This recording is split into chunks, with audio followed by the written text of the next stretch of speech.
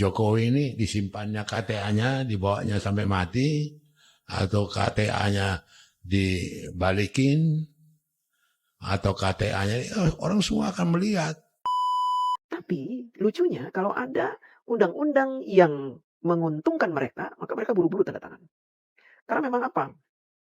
Lahan basah mereka itu ada di undang-undang. Sebenarnya salahnya saya ini apa toh?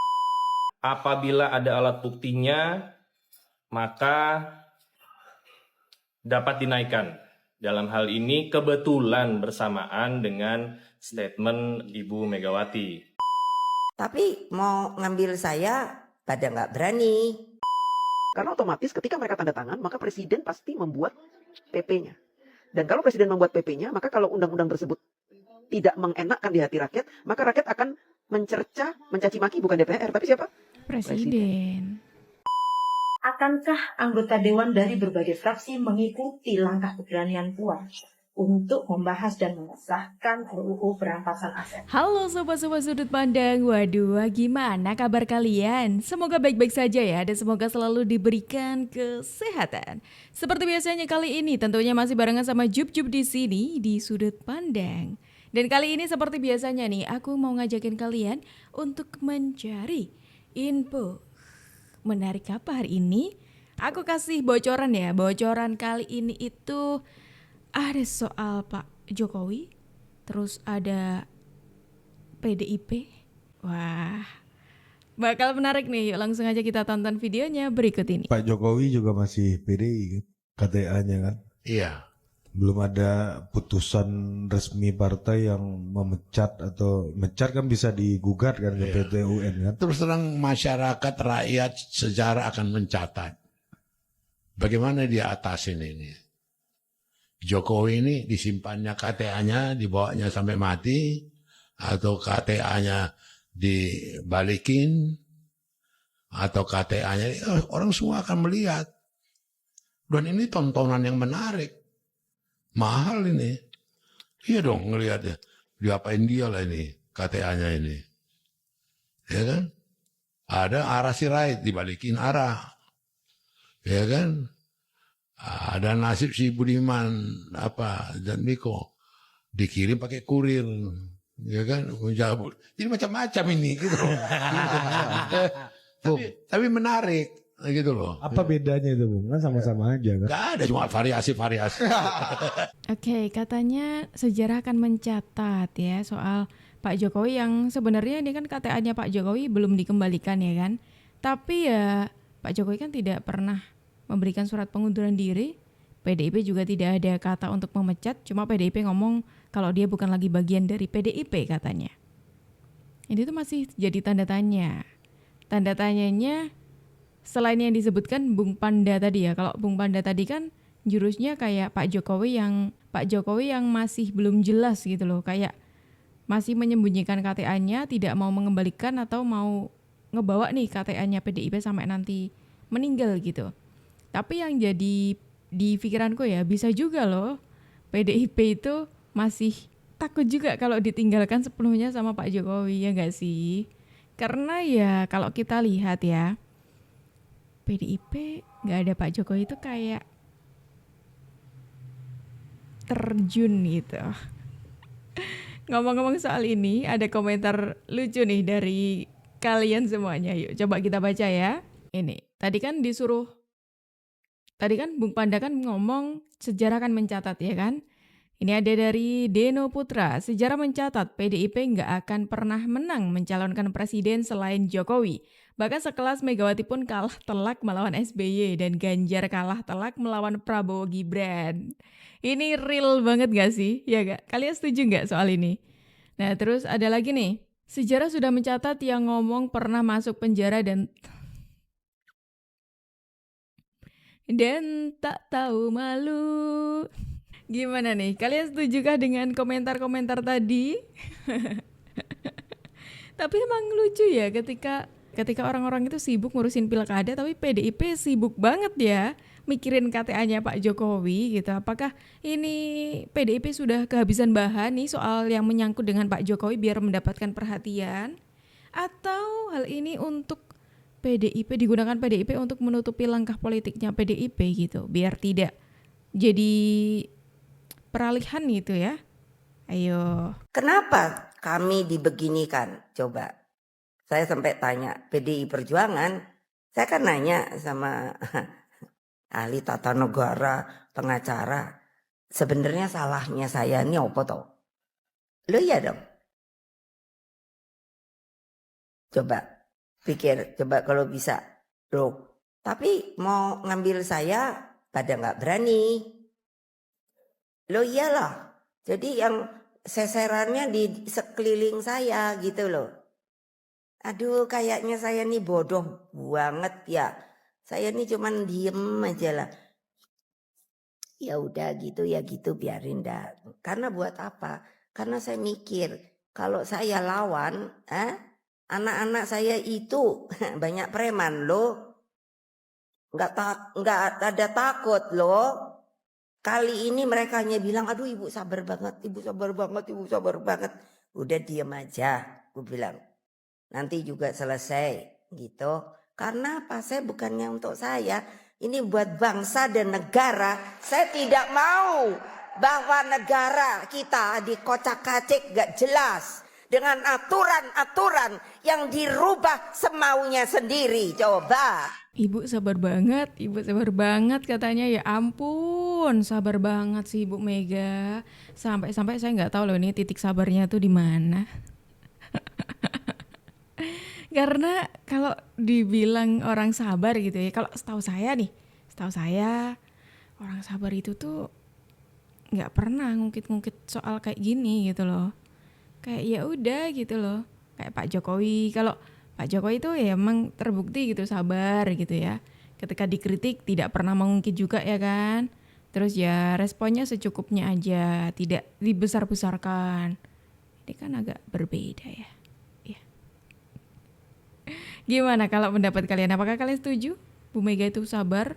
Saking sabarnya banyak nih yang masalah yang menumpuk di PDIP. Mungkin boleh tanggapan ya. Ya, kembali saya sampaikan bahwa Komisi Pemberantasan Korupsi dalam hal ini penyidikan hanya bekerja berdasarkan kerangka hukum. Apabila ada alat buktinya, maka dapat dinaikkan. Dalam hal ini kebetulan bersamaan dengan statement Ibu Megawati. Namun tidak ada hal yang disengaja, tidak ada KPK menarget partai-partai tertentu. Semua pihak seandainya diketahui melakukan pelanggaran atau tindak pidana korupsi dan KPK mendapatkan alat buktinya tentunya akan ditindaklanjuti. Tuh tadi Bu Mega kan ngomong banyak kayaknya dari kemarin-kemarin ya Bu Mega itu juga ngomong kalau banyak sekali orang-orang yang mentarget PDIP gitu. Kalau kali ini kan Bu Mega tadi ngomong sebenarnya yang ditargetin itu Bu Mega, tapi pada nggak berani makanya sasarannya ke anak buahnya Bu Mega gitu.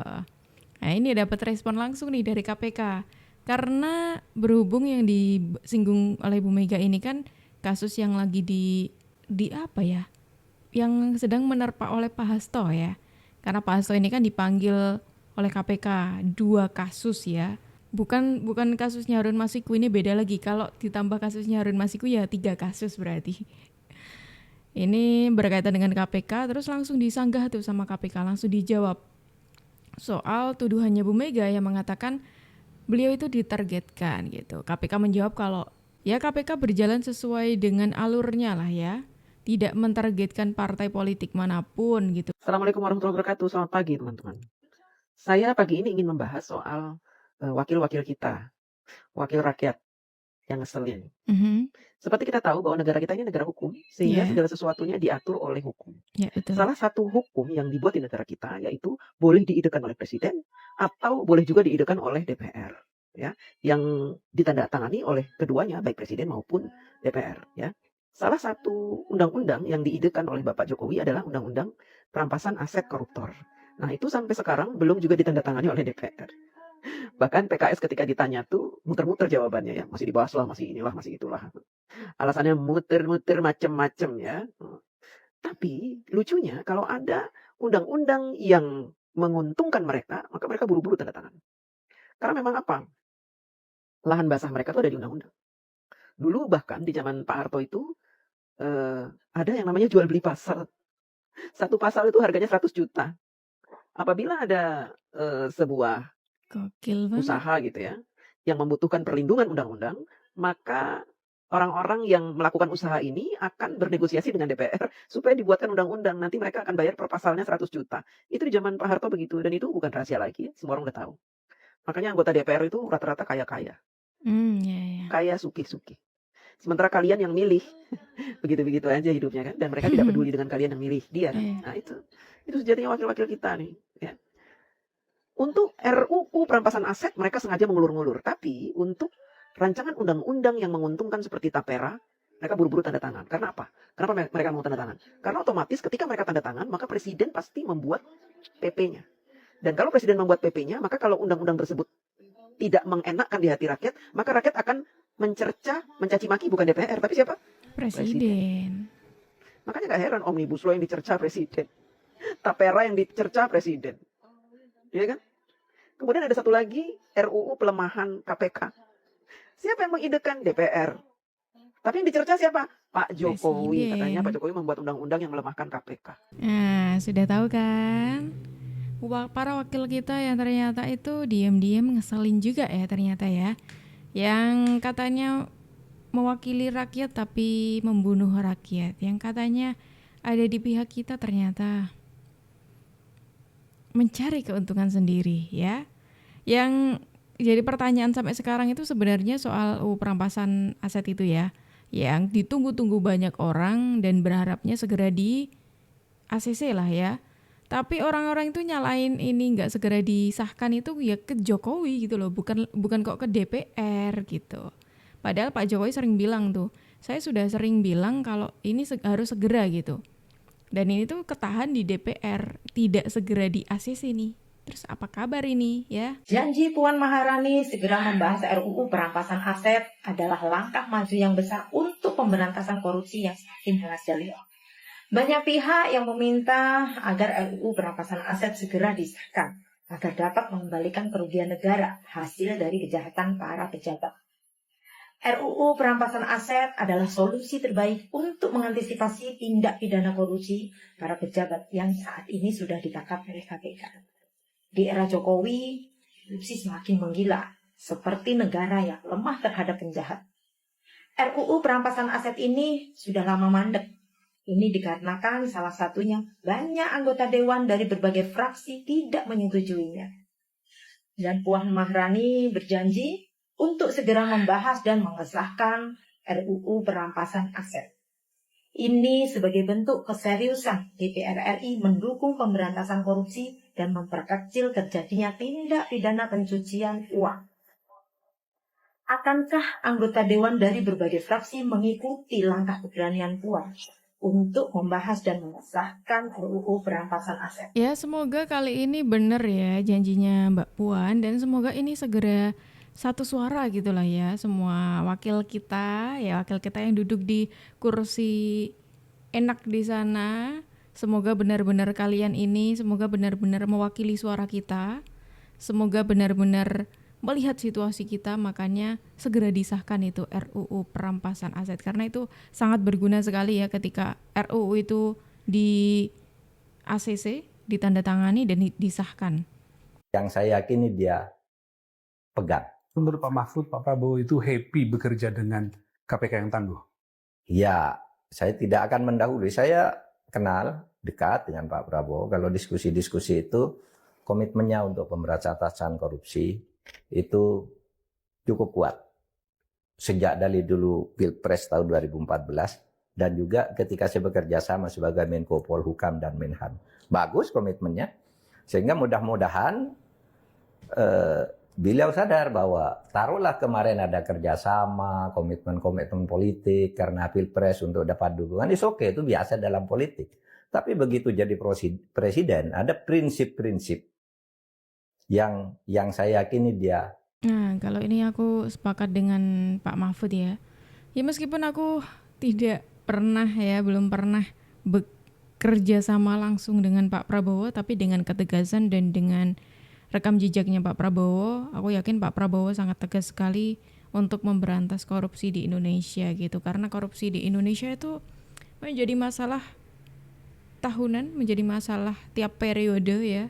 Tiap periodenya presiden siapapun itu, dari zamannya dulu Pak Karno, Pak Harto, Pak Habibie, dan semuanya itu pasti ada korupsi gitu. Dan semoga ini di zamannya Pak Prabowo nantinya ini semakin berkurang gitu. Karena ini akan jadi kabar yang sangat baik sekali untuk kita. Wah, kita kali ini dapat informasi yang beragam dan menarik sekali ya. Gimana nih kalau pendapat dari kawan-kawan semuanya mengenai video kita hari ini? Yuk, tulis di kolom komentar ya. Dan sobat-sobat sudut pandang, terima kasih sudah menemani aku dari awal sampai akhir. Dan sayangnya kita harus akhiri dulu video kita hari ini sampai di sini. Tapi tenang aja karena besok insya Allah kita ketemu lagi. Jadi jangan lupa di subscribe supaya kalian tidak ketinggalan info terbaru dari kita. Aku Jub pamit undur diri dulu. Sampai jumpa dan terima kasih.